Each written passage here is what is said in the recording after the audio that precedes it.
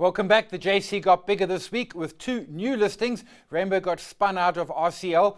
RCL, of course, stands for Rainbow Chicken Limited. But hey, while Sasfin listed on the LTX as a SPAC with a cannabis focus, here's Sasfin CEO Gabriel Turon. We've been early at the JSE announcing our listing and debut of Sasfin Holdings, and we're very proud of that today. And the future prospects now, I think sometimes people think that once you list, then the work ends and it's a victory, but actually it's not. Now the work actually starts. So we've set our eyes on our first target acquisition, and we will start that process very, very soon. And hopefully within the next few months, come back to the JSE with a migration from Altex onto the main board. Gary, let's start with you, because you're at the JSE, you got offices there, and I saw some pictures of the listing. There were a lot of, as David referred to it, boom plants. Now, boom is really showing David's age. You also mentioned the stock hasn't yet traded, and I like the idea, but I mean, the market was a bit shrugged off about it, I suppose we could say. I mean, it's an Altex listing, so it is a smaller listing. So I remember when they listed wool futures on the exchange, they actually brought live sheep onto the floor, which was pretty incredible. And I didn't actually know they were listing, to be perfectly honest. And I kind of walked into the lift in the morning and I was like, what's that smell? And you walk upstairs and suddenly the whole floor was just full of these marijuana plants. I was like, what on earth is going on today?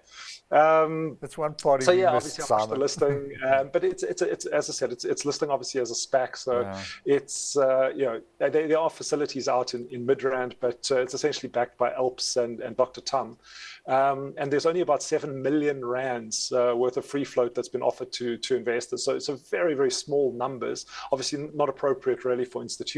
And kind of put in a cheeky bid on the day to see if we could get it. And I put in 420 shares to buy at 420. Unfortunately, I didn't trade. I was going to say funding secured in a tweet, and then I thought I'm probably going to get fined by the exchange for this. So I've since pulled the bid. But I think it's an interesting company. I think it's more to do with the PR around a listing. You know, the idea that listing something like this, it is a more controversial topic, a more controversial type of company, and I think they're looking more for the public attention than anything else. And I think that is one of the key characteristics of listing on something like the JSE. You do get a lot of attention. You do get to say that you're listed on an exchange. Yep, and now I know who put the 420 at 420, because I saw it and I thought it was P3. It wasn't P3. So now you know, David. The youngsters call it marijuana. Marijuana. Okay. Cannabis. Marijuana. Okay.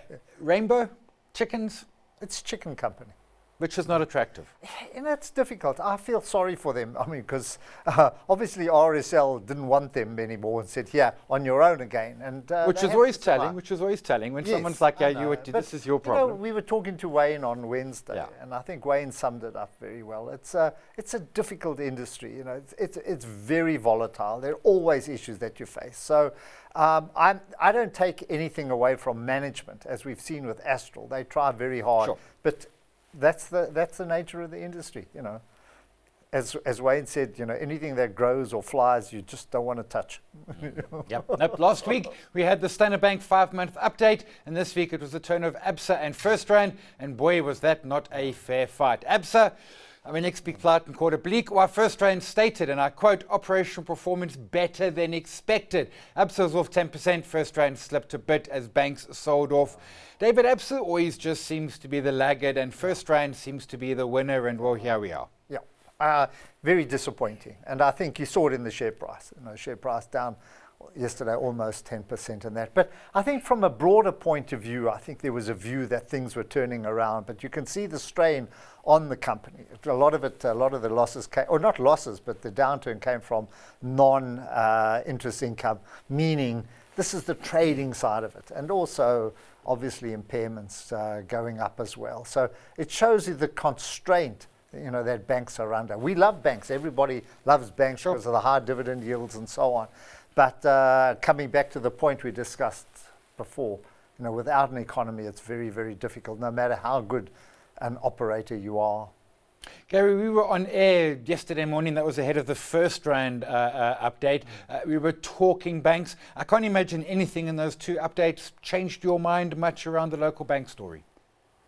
No, I think they're still very, very cheap. As we discussed yesterday, our preferred two banks are Standard Bank and FirstRand. FirstRand is a little bit more expensive than the other kind of big four in inverted commas.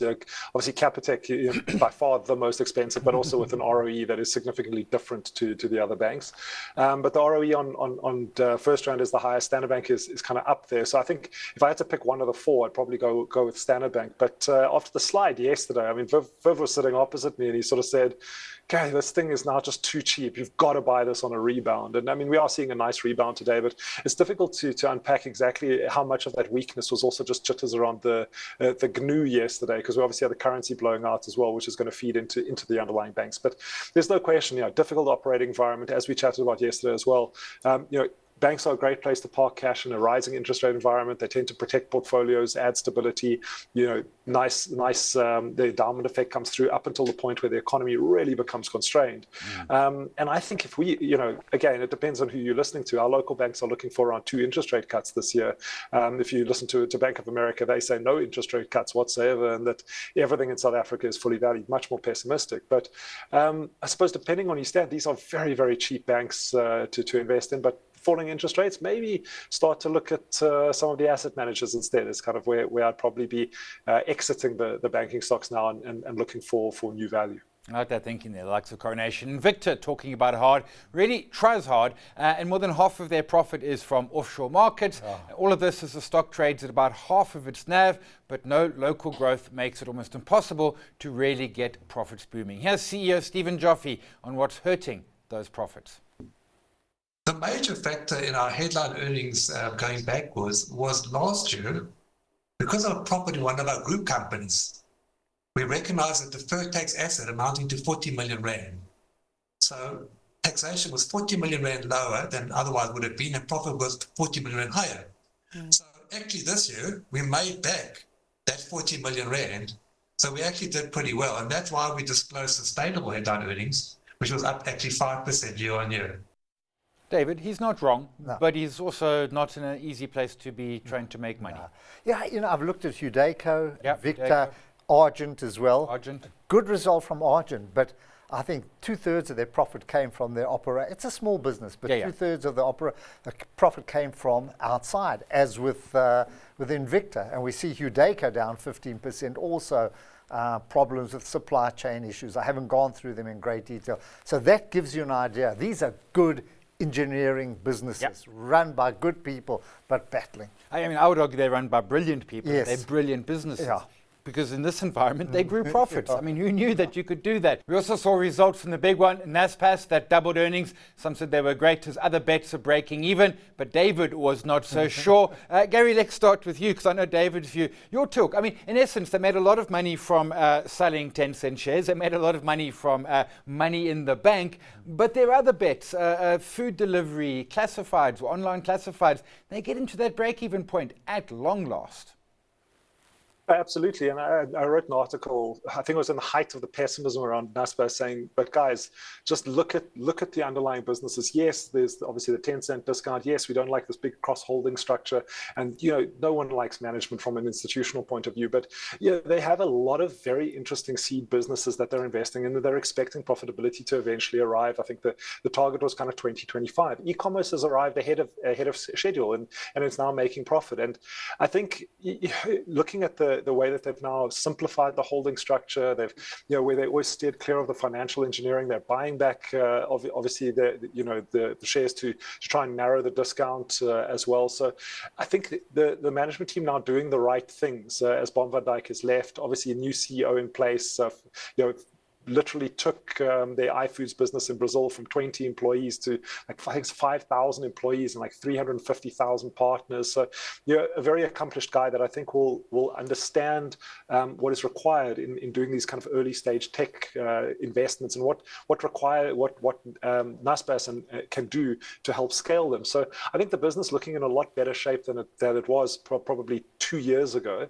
Also, a little bit of a recovery in China certainly doesn't hurt. hurt either, because obviously Tencent is still incredibly important. But the stock price now starting to rally off those lows and looking, as I said, a lot better. Like, I think the time to buy was probably back then, but I still think there's still some runway here. If you compare obviously the big underlying asset, which is Tencent, to some of the price on developed market comparable companies, it's still very, very cheap. And Naspers is a fantastic entry point into that business. So if you're okay with China and you believe the valuation argument over the longer term demographics and potentially the indebtedness of the nation, this is something you've got to hold in a portfolio. You have to hold it in a portfolio as a South African. I hold it in Satrix 40. David, I spoke to you on Monday.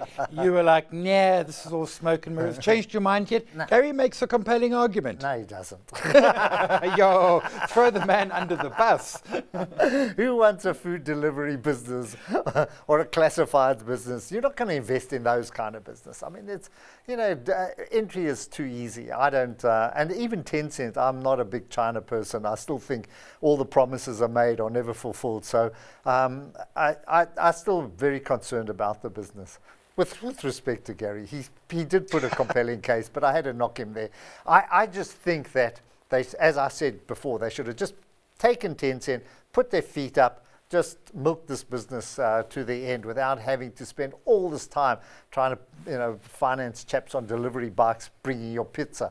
I mean, seriously. No, look, I'm with you, but then I'm a lazy dude from Durban. So I would absolutely have put my feet up, gone to the beach and taken the money. And finally, a community down in Australia has a crocodile problem. Recent floods in the River Bains in the Northern Territory town of Bulla saw an almost 4-meter reptile move into town where it started harassing people and eating a number of local dogs. Residents shot and killed the croc for safety reasons. They then put it on the barbecue and cooked up into crocodile tail soup, Remote Sergeant Andrew McBride told ABC News. In addition, a few pieces were wrapped in banana leaves and cooked underground. Sergeant McBride added it was a rather large traditional feast and there were a full few tummies. Mess with us and we'll eat you seems to be the message. I've seen crocodile carpaccio, or something like that. But Tastes like chicken. Does it? Well, it's kind of Tastes like fatty. chicken. Yeah, it's a little whitey, I'm not gonna fatty. I try had it. No, I stick to my cows, all my chickens in that case. We'll leave it there. David, Gary on the Zoom, thanks very much. Everyone have a great evening and an even grander weekend. Good night.